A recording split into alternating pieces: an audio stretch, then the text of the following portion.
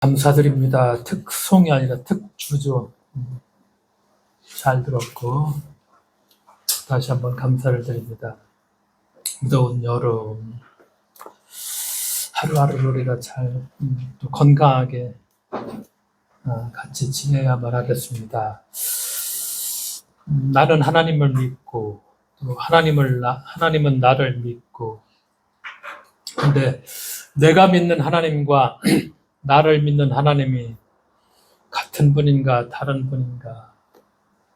나는 하나님의 그 축복을 보고 나에게 복 주겠지 하고 하나님을 믿지만, 하나님은 나를 보고 믿어주시고, 나는 손에 들려진 복덩이만을 쫓지만 하나님은 그 복덩이를 쫓는 나를 쫓아다니시고, 나는 하나님의 호주머니를 보고 사랑하지만 하나님은 나를 보고 사랑하신다는 것. 나의 관심사는 축복이고 하나님의 관심사는 나고, 이렇게 내가 믿는 하나님과 나를 믿는 하나님이 좀 다르다는 걸 알게 되죠. 내가 믿는 식으로 하나님을 믿는 것이 아니라 나를 믿는 하나님의 식으로 믿어야 된다는 것. 이것이 진짜 우리가 믿는 것이고, 기복적인 신앙의 틀을 벗고 신앙의 본질로 우리가 돌아가는 길이다, 이렇게 얘기할 수가 있죠. 하나님을 사랑해야지 하나님의 그 축복이 들어있다고 하는 호주머니를 사랑해서는 안 될 것입니다. 어쩌면 우리가 신앙이라는 것이 하나님의 그 호주머니를 털어내기 위해서 하나님을 사랑한다 이렇게 고백해 온 것인지도 모를 것입니다. 그러기에 하나님은 내 삶의 수단이 아니라 오로지 내 삶의 목적이라는 것이죠. 신앙을 가진 우리가 예전에 이제 예수 믿으면 천당 가고 죽음이 두렵지 않고 해서 잘 죽는 줄로만 알았던 기억들, 근데 그게 아니죠. 신앙인도 구차한 죽음이 있고 아름다운 죽음이 있죠. 아름답게 생을 마감한 사람도 있지만 못난 모습으로 떠나는 사람들도 많죠. 인생을 어떤 분량에 놓고 산 사람과 좀 질적인 것에 놓고 산 사람의 죽음은 다를 것입니다. 더 살아야 되겠다.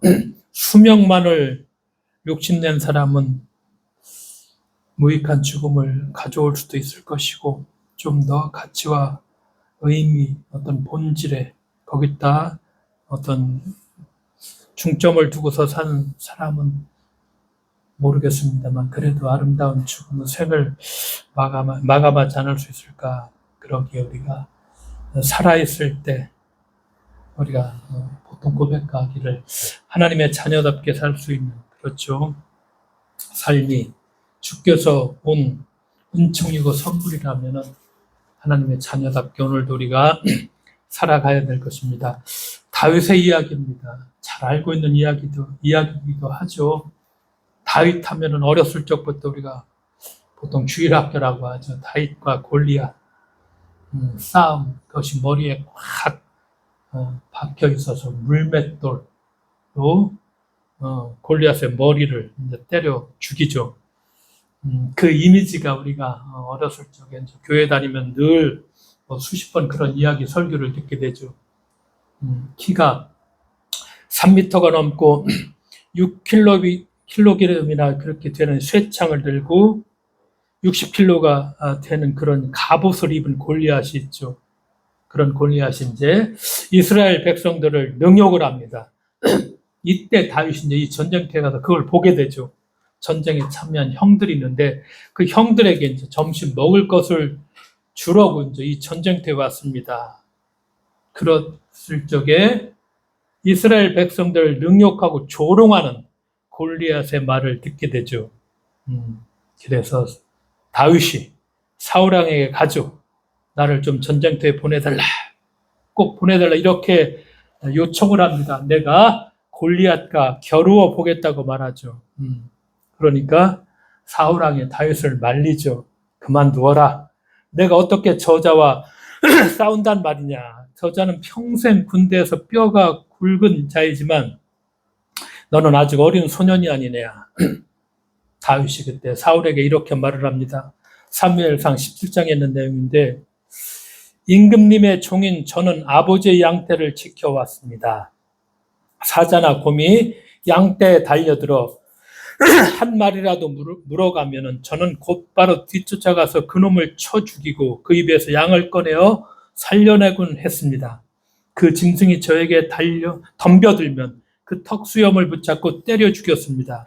제가 이렇게 사자도 죽이고 곰을 죽였으니 저 할례받지 않은 블레셋 사람도 그 꼴로 만들어 놓겠습니다.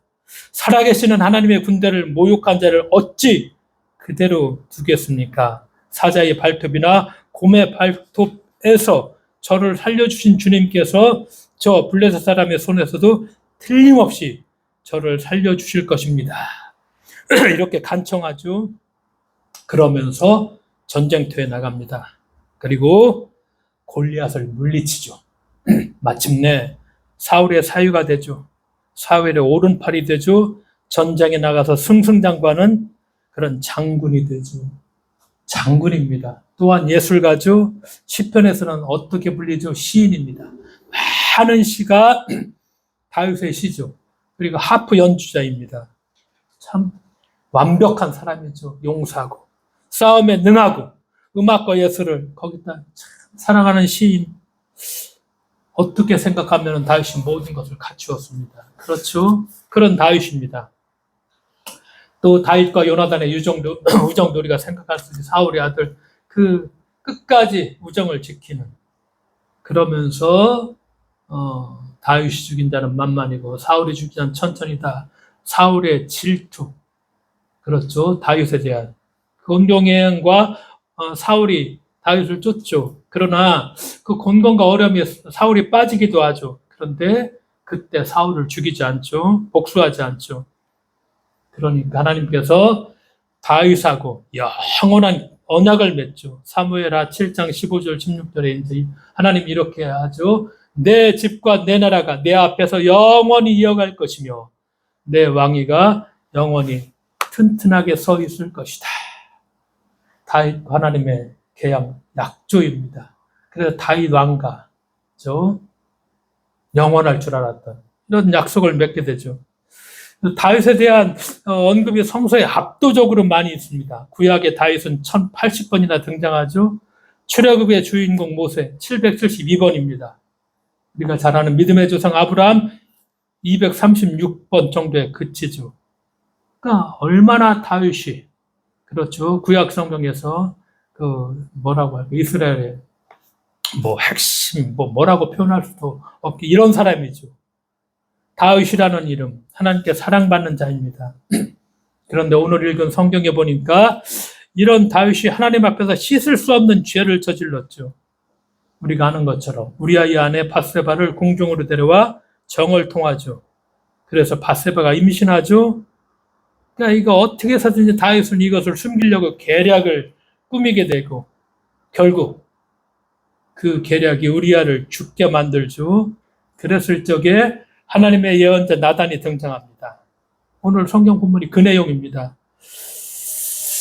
완벽한 다윗을 다시 살펴볼 필요가 있죠. 왜 이렇게 되었을까 다윗이. 오늘 나단의 비유가 뭐라고 말합니까?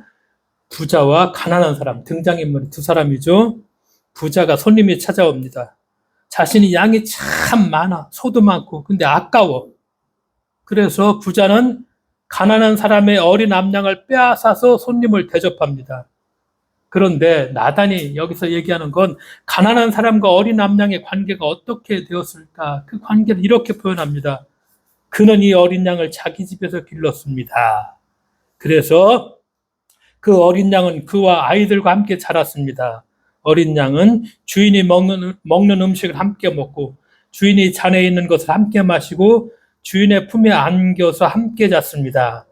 그렇게 그 양은 주인의 딸과 같았습니다. 그렇다는 것이죠. 그리고 이제 나단의 이야기를 읽고 다윗은 정의감에 불타서 분개해서 말하죠. 주님께서 확실히 살아계심을 두고 맹세하지만 그런 일을 한 사람은 죽어야 마땅합니다. 또 그가 그런 일을 하면서도 불쌍히 여기는 마음이 전혀 없었으니 그는 마땅히 그 어린 암양을 4배로 갚아주어야 합니다. 다윗이 말하는 것입니다. 나단이 뭐라고 말합니까? 임금님이 바로 그 사람입니다. 나단이 이렇게 얘기하죠. 다윗이 죽어 마땅한 죄를 저질렀죠. 그래서 어린 암양의 값을 4배로 갚아주어야 한다. 출애굽기 21장 37절에 나오는 율법의 이야기입니다. 이 율법에 따라 이렇게 해야 된다는 이야기죠. 우리가 아는 것처럼 이 비유에서 부자는 많은 왕비와 후궁을 거닐었죠. 다윗이죠. 가난한 사람은 우리야죠. 가난한 사람이 그렇게 아끼던 양은 바로 우리아의 아내 밧세바입니다. 다윗이 하나님의 율법에 따라 어린 암양을 4배로 갚아주어야 한다고 판결한 대로 우리아를 죽인 것 때문에 다윗은 자신의 아들 넷을 그대로 잃게 됩니다. 그렇죠. 헤브론 시절 다윗이 밧세바 첫 관계에서 낳은 아들, 어린 아들 이거 죽게 되죠. 하나님께서 나오면은 임신하는데 결국 죽게 됩니다. 그렇게 첫째 아들 다윗이 이렇게 정을 통해서 밧세바와 난 첫째 아들은 죽게 됩니다. 다윗의 맏아들 암논은 다윗의 또 다른 아들 압살롬에 의해서 살해당하고 압살롬은 다윗에게 반란을 일으켰다가 다윗의 오른팔은 요압에 의해서 죽임을 당하죠. 또 다른 아들 아도니아는 솔로몬과의 권력 투쟁에서 죽임을 당합니다. 4배로 갚아주어야 됩니다. 내 자녀들이, 내 아들들이 이렇게 죽어갑니다. 하나님께서 나단을 시켜서 이제부터는 영영 내 집안에서 칼부림이 떠나지 않을 것이다 라는 예언이 그대로 이루어졌죠. 또 하나님은 다윗의 간음에 대해서도 똑같이 갚으실 것이라고 했는데 다윗의 셋째 아들 압살롬이 어떻게 합니까? 온 이스라엘이 보는 앞에서 다윗의 후궁들과 백주에 동침하는 그런 일을 벌이게 되죠. 그런 일이 벌어집니다. 이런 책망과 책벌을 이해하려면 다윗이 저지른 죄를 자세하게 살펴볼 필요가 있죠. 다윗이 자신인지도 모르고 분개할 만큼 부자와 다윗이 저지른 불의는 정말 악랄한 것이다. 이렇게 볼 수가 있습니다. 다윗의 죄입니다. 그렇죠. 우선 다윗이 저지른 간음의 죄를 살펴봅니다. 그렇죠. 성경은 다윗이 밧세바를 발견했을 때 이렇게 표현합니다. 그 다음에 봄에 왕들이 출전하는 때가 되자 다윗은 요압에게 자기의 부하들과 온 이스라엘의 군인들을 맡겨서 출전시켰다. 그들은 암몬 사람들을 무찌르고 랍바를 포위하였다. 그러나 다윗은 예루살렘에 머물러 있었다. 어느 날 저녁에 다윗은 잠깐 눈을 붙였다가 일어나 왕궁의 옥상에 올라가서 거닐었다. 그때 그는 한 여인이 목욕하는 모습을 옥상에서 내려다 보았다. 사무엘하 11장 1절에서 2절에 있는 말씀이죠. 왕이 출전할 때가 되었어. 봄에는. 다음에 봄에 왕들이 출전한 때가 되는데 다윗은 나가지 않죠. 부하들만 다 보냅니다. 부하들은 전쟁터에 나가 있고 다윗은 왕국에 남아있는 딱 대조적인 상황을 보여주죠. 겉으로 보이는 왕궁의 평화는 부하들이 직면하게 있는 위급 상황과 극명하게 대조가 됩니다. 같은 시간에 생명을 걸고 전투에 임한 병사들의 상황과 낮잠을 누릴 수 있는 한가한 오후와 안위를 즐기는 그런 다윗의 모습, 왕의 모습이 대비가 되죠. 어떤 생각이 들 수 있나 이런 상황입니다. 사무엘에서 이것을 아주 날카롭게 대비를 시킵니다. 다윗이 목격한 그 여인이 매우 아름다웠다고 기록합니다. 사건의 구체성을 더 강조하기 위해서 아름다운 이름이 밝혀지죠. 언급되지 않아야 될 가게 일부가 상세히 거론되죠. 이름은 밧세바, 남편 우리아는 햇사람, 그의 부친은 엘리암이었다. 이렇게 얘기합니다. 엘리암은 이스라엘의 뛰어난 용사로 알려진 이름이고 그의 부친은 길롯 사람 아히도벨이다. 사무엘하 23장 34절에 이렇게 얘기합니다. 아히도벨에서 도벨이라는 전미사가 이방계 사람을 나타내는 전미사이기에 밧세바의 가문도 이방 민족에 속했다는 사실을 알 수가 있죠. 밧세바라는 여자의 가문이 이방계고 우리아도 마찬가지도 우리아는 어디? 헷사람. 즉 예전의 고대 왕국 히타이트 민족입니다. 우리아는 헷사람, 히타이트 민족이죠. 다윗의 용사가 30명 있는데 그 용사 중에 30명 중에 용사 30명 중에 한 사람이 우리아. 히타이트 민족, 헷사람 우리아입니다. 한때 소아시아를 호령했던 히타이트 제국은 다윗이 다스리던 시절에는 이미 사라진 제국이 되었고 그 후손들이 이곳저곳에서 여러 민족의 이방인으로도 살고 있었다는 사실입니다. 이들이라는 거 우리아도 그렇고 바세바도 그렇고 율법에 따라서 보호받아야 될 약자들이죠. 출애굽기 레위기에 보니까 너희는 너희에게 몸붙여 사는 나그네를 학대하거나 억압해서는 안 된다. 레위기도 말씀하죠. 너희와 함께 사는 그 외국인 나그네를 너희의 본토인처럼 여기고 그를 너희의 몸과 같이 사랑하여라. 참 우리가 갑자기 생각나는 거죠. 이스라엘의 선민이라는 것이 율법에 보면 하나님은 그렇게 말하지 않잖아. 이방인들 보호해주고 똑같이 사랑해야 되고 약자니까 어떻게 하라고 했는데 지금은 뭐 전혀 딴판이죠. 그러니까 성경하고 얼마나 괴리되어 있는가. 그것도 우리가 날카롭게 알 수 있죠. 지금의 이스라엘이. 우리아와 바세바, 다윗이 복종해야 할 약자들. 그런데 다윗은 자신의 충신이었던 우리아에게서 바세바를 빼앗고 우리아를 죽여버리죠. 하나님의 율법에 따라 보호해야 할 여인을 마음대로 데려와 통정을 한다는 사실은 다윗이 왕으로서 신하들을 어떻게 짓밟을 수 있는 인물인지를 정확하게 말을 합니다. 신하 중 한 명은 다윗에게 이렇게 물었습니다. 그 여자는 엘리암의 딸 바세바로 히타이트 사람 우리아의 아내가 아닙니까? 11장 3절에 이렇게 신하가 얘기하죠. 성경은 다윗이 그저 아름다운 여인에게 마음을 빼앗긴 사람이 아니라 자기 마음대로 하는 폭군이라는 사실을 여지없이 이렇게 보여주고 있죠. 헤브론 시절 다윗은 여러 명의 부인을 두었습니다. 예루살렘으로 옮긴 후 여러 명의 부인을 참 많이 두었죠. 다윗은 많은 왕비와 후궁을 두고도 다윗은 아무런 거리낌 없이 이런 일을 저질렀죠. 곧 바세바로부터 임신 소식이 들려옵니다. 그러자 이제 다윗은 이것을 해결해야 되죠. 그러니까 총사령관 요압이 있음에도 명백한 이유 없이 우리아를 소환합니다. 그래서 마치 전선의 상황을 알아보듯 그렇게 우리아에게 질문하죠. 다윗은 자신의 죄를 덮기 위해서 명령하듯이 우리아를 아내 바세바에게 보내죠. 목욕하고 쉬어라. 부부간에 성적 결합을 하라는 완곡한 어법이죠.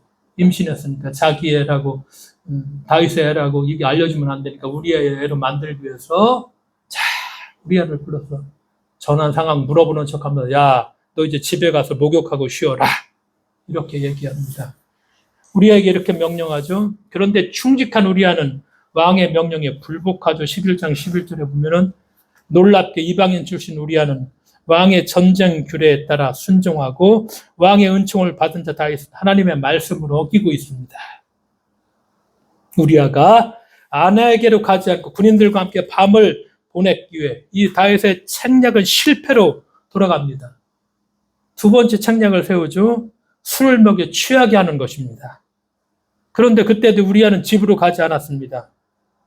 그러니까 우리아의 입장에서 보면은 이런 다윗의 행동이 상당히 이상하고 석연찮아. 왜 나를 이 전쟁 중에 부르지? 왜 집에 가서 목욕하고 쉬라고 하지? 안 되니까 또 왜 술을 취해서 이렇게 하려고 하지? 그러니까 두 번째 계략도 먹혀들지 않습니다. 이제 다윗은 우리아를 살해하기 위한 방법을 세우죠. 그래서 너희는 우리아를 전투가 가장 치열한 전설을 앞세우고 나아갔다가 너희만 그의 뒤로 물러서서 그가 맞아서 죽게 하여라. 끔찍한 일이죠.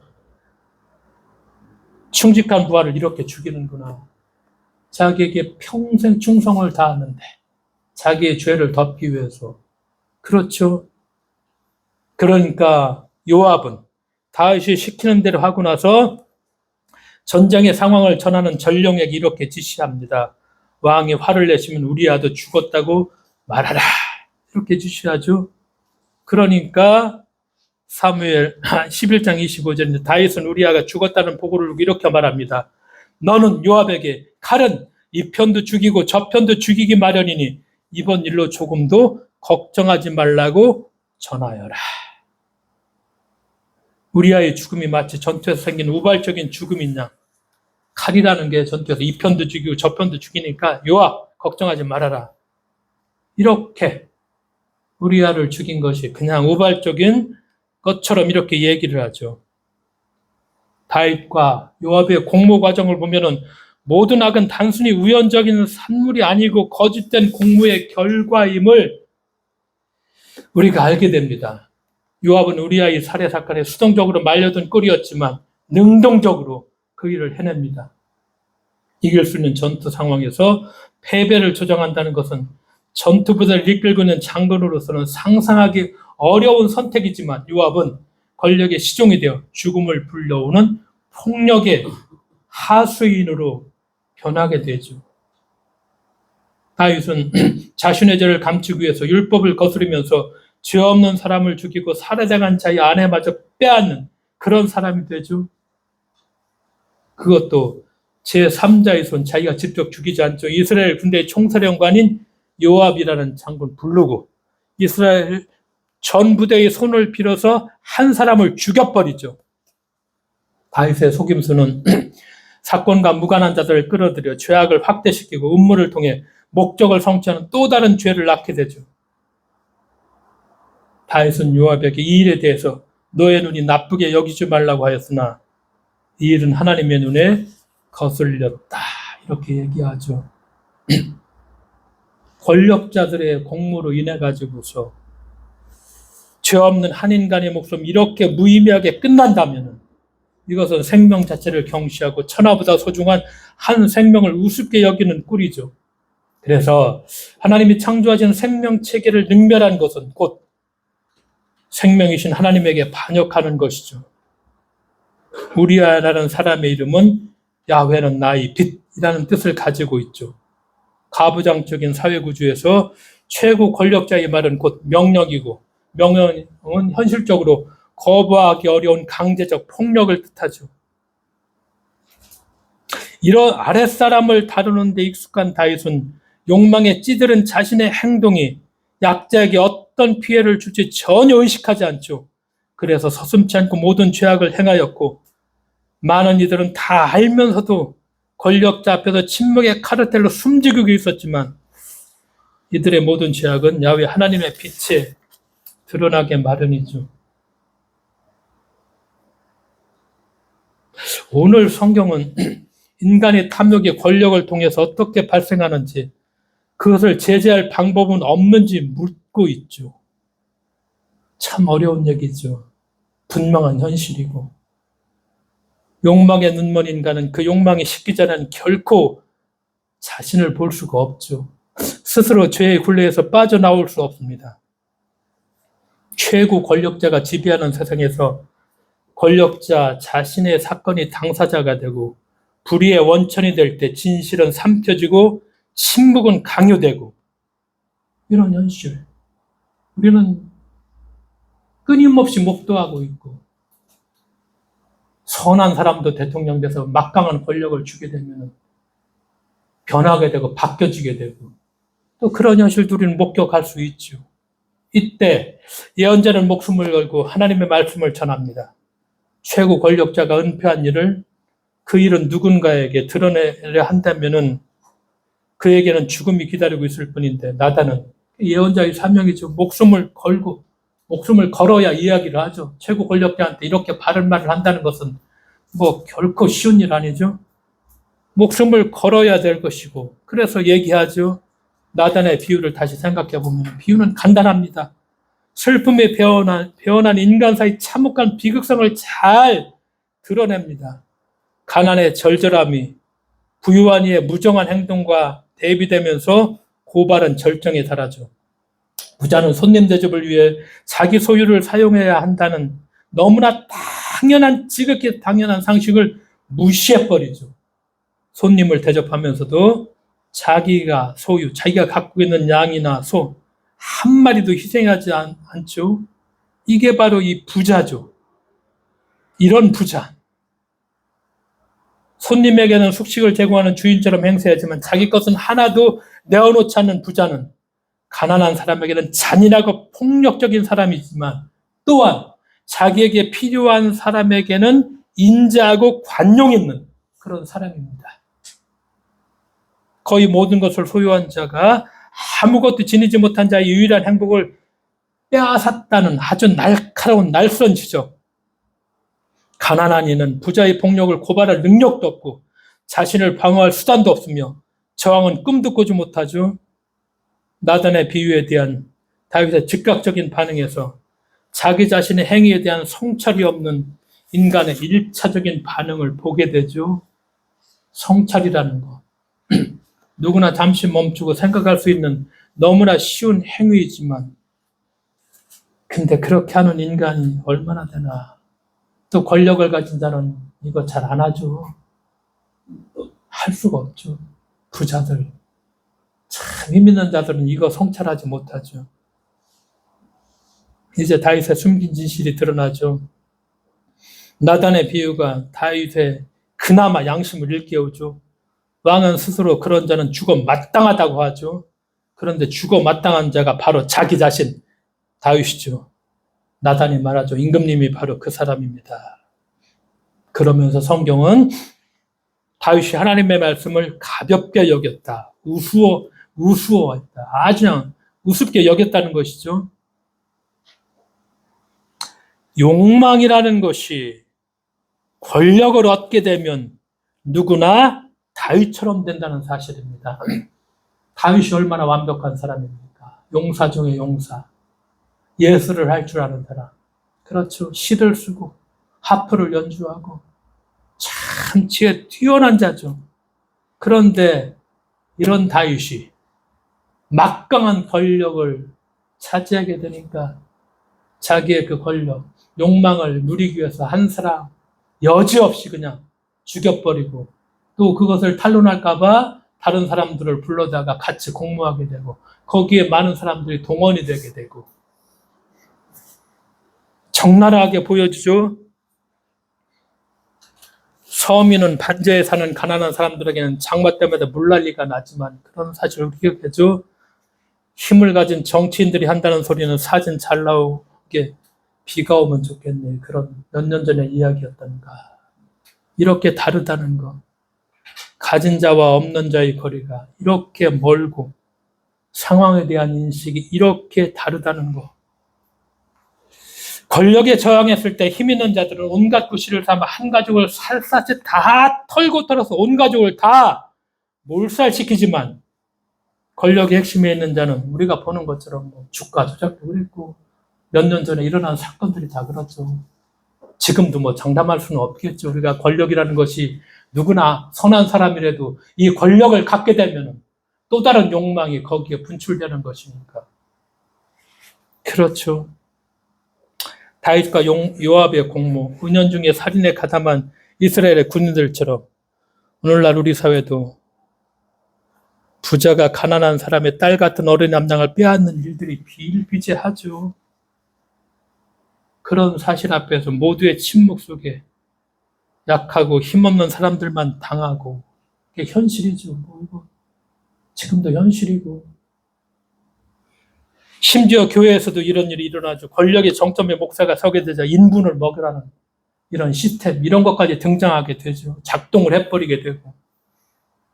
그러니까 성경에서는 깨어 있어야 한다. 분별해야 한다. 정신 바짝 차려야 한다. 그렇기 때문에 스스로에게도 오늘도 내가 깨어 있는가를 물어야 되고, 왜냐? 이거 묻지 않으면 그냥 우리 휩쓸려 그냥 돌아가니까. 휩쓸려 그냥 떠나려가고 그게 옳은 줄 알고 그냥 막 얘기하고 분별해야 된다는 것이죠.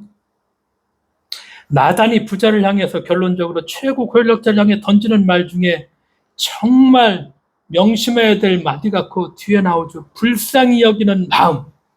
이야기를 나단이 강조를 합니다. 모든 권력자는 약자들에 대해서 불쌍히 여기는 마음. 근데 이것이 없다는 것이죠. 근데 이 불쌍히 여기는 이 마음이야말로 하나님의 마음이라는 거. 나단이 다윗에게 얘기합니다.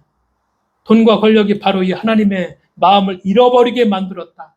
당신 다윗에게 불쌍히 여기는 마음, 이거 잃어버렸다.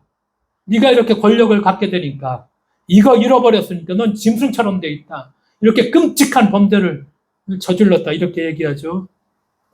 불쌍히 여기는 마음. 이것이 하나님의 마음이라는 것이죠. 불쌍히 여기는 마음을 가져라.